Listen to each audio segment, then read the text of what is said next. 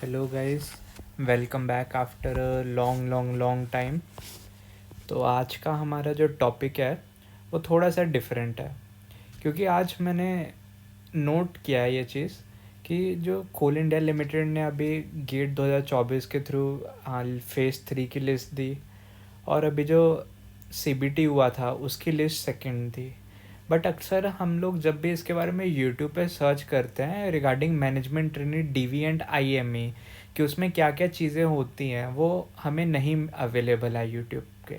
इसलिए मैंने एक शॉर्ट वीडियो बनाने की ट्राई की है अभी, ये वाली वीडियो, ताकि आपको एक आइडिया मिल जाए कि जब आपने डॉक्यूमेंट वेरिफिकेशन के लिए जाना है या फिर इनिशियल मेडिकल एग्जामिनेशन के लिए जाना है, तो what are the things that you should take in mind, ताकि जो आपको हैजल फ्री जो आपके सारा जो प्रोसेस है वो हो जाए और वो थोड़ा सा टाइम जो है वो आपका सेव हो जाए। ऑल राइट, तो लेट्स स्टार्ट इट। सो सबसे पहले तो हार्टिएस्ट कॉन्ग्रेचुलेशंस टू एवरीवन जिनका इस बार अभी डॉक्यूमेंट वेरिफिकेशन पे नाम आया है। और सेकेंडली कोल इंडिया लिमिटेड का आज के टाइम पे पर्क्स जो हैं थोड़े से ज़्यादा बढ़ गए हैं। क्यों बढ़ गए हैं? क्योंकि उन्होंने अभी रिसेंटली में क्या किया है, अपना पे रिवीजन कर दिया है, जिसमें अब ई टू लेवल पे ही जो बेसिक पे है वो हो गया है 70,000, जो कि इनिशियली था 50,000। मतलब इनिशियली जो आपने जाना था मैनेजमेंट ट्रेनी ने 50,000 के बेसिक पे जाना था, बट अब वो जो मैनेजमेंट ट्रेनी है वो 70K पे जाएगा। ठीक है, ये हम चलो एक ऑल टुगेदर एक नई वीडियो पे डिस्कस करेंगे। अभी फ़िलहाल जो हमारा पॉइंट है वो है कि डॉक्यूमेंट वेरिफिकेशन और आईएमई के लिए आपको क्या करना चाहिए और कितना दिन वहाँ पे रुकना चाहिए, कैसे रुकना चाहिए। ठीक है, तो वो डिस्कस करते हैं। तो सबसे पहले तो आपका फॉर एग्ज़ाम्पल कल डॉक्यूमेंट वेरिफिकेशन है। ठीक है, तो आज को हम मानेंगे डे ज़ीरो। ठीक है, डे ज़ीरो। कल को मानेंगे डे वन। ठीक है, और परसों को मानेंगे डे 2। ठीक है, तो सबसे पहले तो यू शुड प्रेफर कि आप डे ज़ीरो पे ही वहाँ पे पहुँच जाओ, क्योंकि जो सारा रहने का एकोमोडेशन है, खाने पीने का, वो सारा कोल इंडिया लिमिटेड आपको प्रोवाइड करेगा। तो इट्स हाईली रिकमेंडेड कि आप डे ज़ीरो को ही, जो आपकी सब्सिडरी है, वहाँ पे पहुँच जाइए। ठीक है, डे ज़ीरो को आप पहुँच गए तो उसके बाद आपको डे 1 पे वहाँ पे सबसे पहले डीवी के लिए रिपोर्ट करना, जो हेड क्वार्टर है वो सब्सिडरी का, और जो आपको मोस्ट प्रॉबेबली जो एकोमोडेशन प्रोवाइड होगी वो भी near to the headquarter ही होगी। इधर जो वो है उनका हॉस्टल ही होगा, गेस्ट हाउस होगा, या फिर वो नियर बाय कोई जो होटल है उसको अरेंजमेंट दे सकते हैं। और सेकेंडली, अगर आपके साथ कोई आपको अकम्पनी कर रहा है तो उसके लिए आपको सीआईएल को, उस पर्टिकुलर सब्सिडरी को पहले इंटीमेट करना पड़ेगा कि हमारे साथ हमारे ये रिलेटिव्स आ रहे हैं, तो उनके लिए भी एकोमोडेशन हमको चाहिए, तो उसके लिए वो अरेंजमेंट कर देंगे। ठीक है, तो इट्स हाईली रिकमेंडेड कि डे ज़ीरो को आप एक दिन पहले, शाम को, रात को, या जब भी आपको सूटेबल हो, जो आपकी ट्रेन हो, फ्लाइट हो, बस हो, कार हो, जो भी हो, वो आपकी एक दिन पहले पहुंच जाए, शाम को, रात तक। ठीक है, तो उसके बाद डे वन पे जब आपने रिपोर्ट करना है वहाँ पे 10 AM पे। ठीक है, उनके हेडक्वार्टर में, तो 10 AM पे आपने वहाँ पे रिपोर्ट करना है along with your all documents. सारे डॉक्यूमेंट्स इसमें क्या है, जो आपके 10th की मार्कशीट, 10th का पास सर्टिफिकेट, 12th की मार्कशीट, 12th का पास सर्टिफिकेट, बीटेक की सारे ईयर्स की मार्कशीट, बीटेक की डिग्री, बीटेक का कन्वर्जन फैक्टर, अगर आप जॉब कर रहे हो तो आपका एम्प्लॉयमेंट सर्ट, अभी एम्प्लॉयमेंट अगर आप कर चुके हो तो आपका सर्विस सर्टिफिकेट, अगर आप कर रहे हो, पीएसयू में हो, गवर्नमेंट में हो, तो उसको आपको नो ऑब्जेक्शन सर्टिफिकेट चाहिए। और उसके सिवा अभी आपको चाहिए बॉन्ड चाहिए, अगर आप जॉब करते हैं तो भी आपको बॉन्ड चाहिए।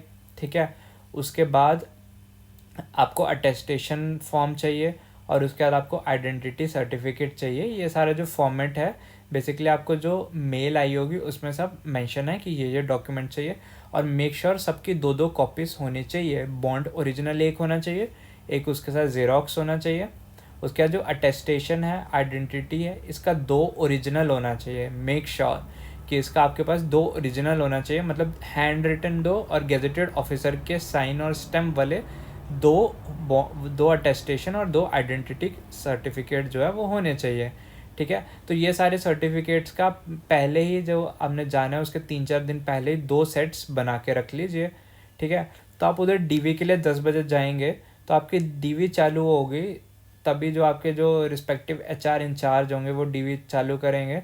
तो सबसे पहले आपको एक फॉर्म देंगे भरने के लिए, और आपको अपने साथ मिनिमम जो आपने उधर एप्लीकेशन फॉर्म में फ़ोटोज़ दी थी वो 15 फ़ोटोज़ चाहिए, और रीसेंट पासपोर्ट साइज़ 3 to 4 चाहिए, ये आपको आईएमई में रीसेंट वाली काम आएंगी।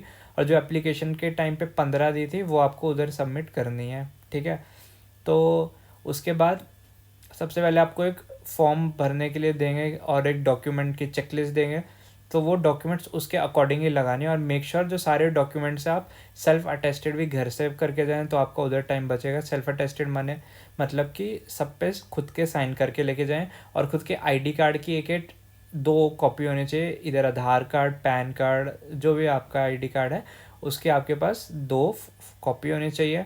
ठीक है, तो सबसे पहले आप वहाँ पे जाएंगे तो वही जो लिस्ट होगी कि इसके अकॉर्डिंग डॉक्यूमेंट्स अरेंज करने हैं, तो आप वो सारे डॉक्यूमेंट्स अरेंज करेंगे। ठीक है, अगर आप ऑलरेडी घर से करके आए हैं जो आपको बता दिया तो आपका काम सबसे पहले हो जाएगा, तो वो कहेंगे किन का अरेंज हो गया वो आइए।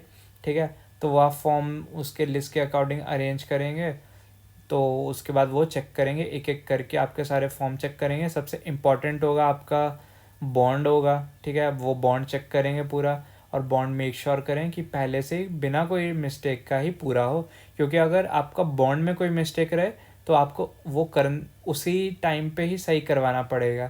इसलिए मेक श्योर आपके साथ कोई एक पर्सन जो अकम्पनी कर रहा है वो आपका जो बॉन्ड का श्योरिटी ही हो, क्योंकि कोई ना कोई इशू आ सकता है आपको, तो वो आपको मेक श्योर करिए कि इशू ना हो, तो पहले से बॉन्ड जो है वो पूरा करके लेके जाइए। ठीक है, उसके बाद आप जब वहाँ पे डीवी हो जाएगी, आपको सारी 15 के 15 फोटोग्राफ्स उनको देनी पड़ेगी, एक कागज़ A4 पे पूरा वो पेस्ट करके उनको फोटोग्राफ्स देनी पड़ेंगी।